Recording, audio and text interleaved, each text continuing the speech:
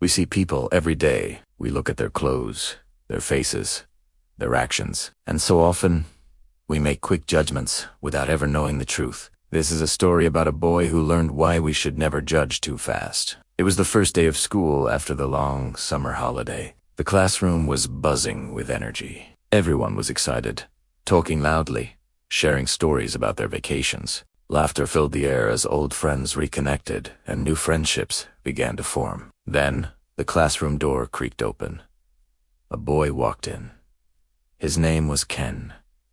He was quiet. His clothes were old and faded, and his shoes were a little dirty. He clutched his worn-out backpack tightly and scanned the room, his eyes avoiding contact with anyone else's.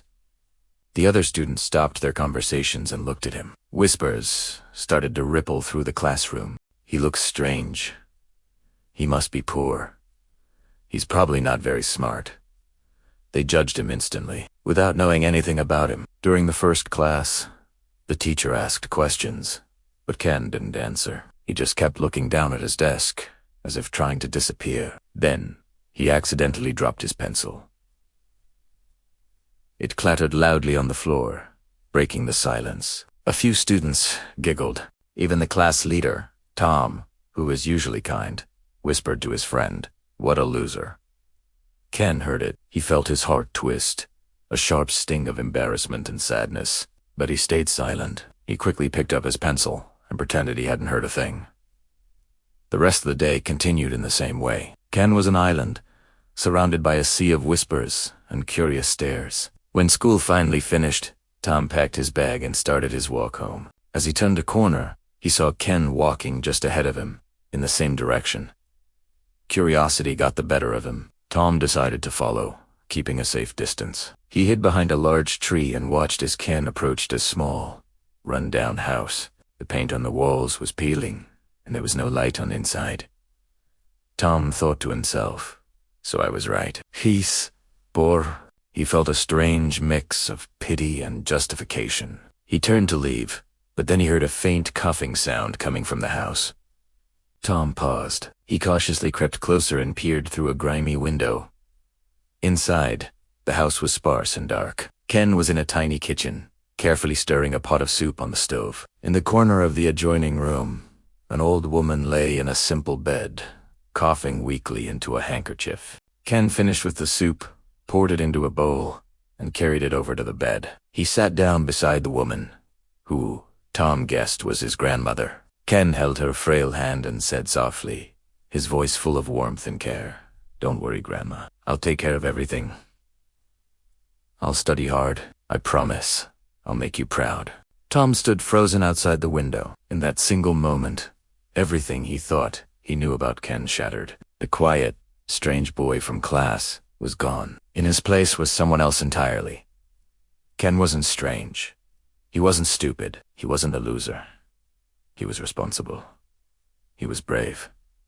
And he was incredibly kind. He turned and walked home, his own thoughts now a heavy burden. He saw Ken sitting alone at his desk, staring out the window. Taking a deep breath, Tom walked over and sat in the empty seat beside him. "Good morning," Tom said quietly. Ken looked up, his eyes wide with surprise. No one had ever spoken to him directly before, especially not Tom, the class leader. A small, hesitant smile touched Ken's lips as he mumbled a good morning back. Later that day, during math class, the teacher presented a very difficult problem on the board. The whole class struggled with it, pencils scratching on paper with little success. Then, Ken raised his hand. The teacher, surprised but encouraging, nodded at him.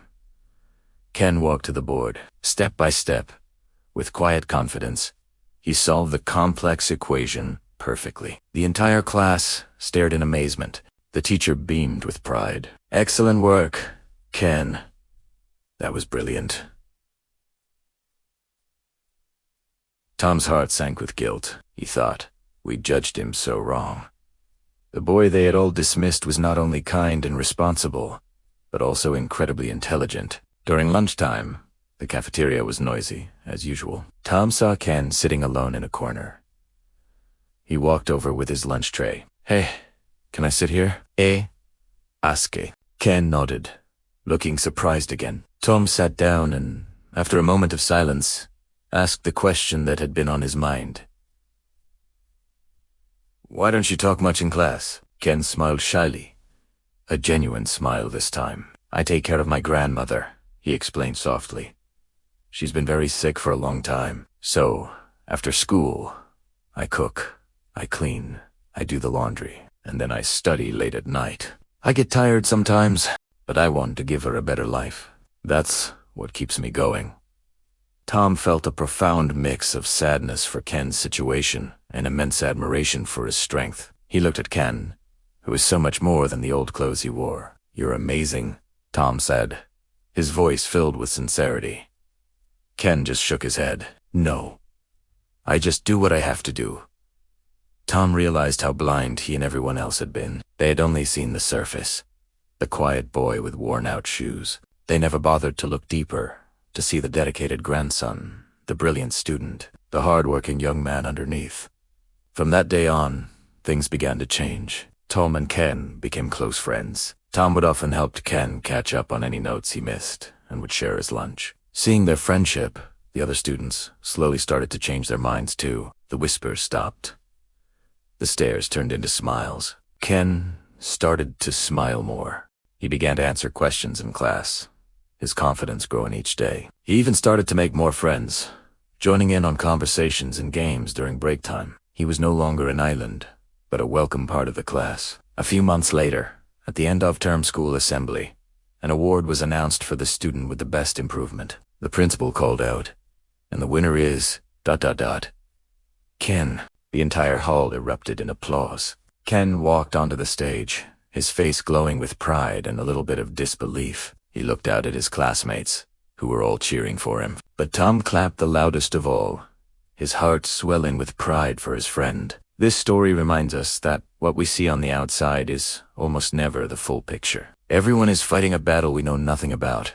A person's true worth isn't in their clothes or their silence, but in their character and their heart. So before you judge, take a moment to understand, because a little bit of kindness and an open mind can change someone's world. Thanks for watching. If this story touched you, please give it a like and subscribe for more content that makes you think. See you next time.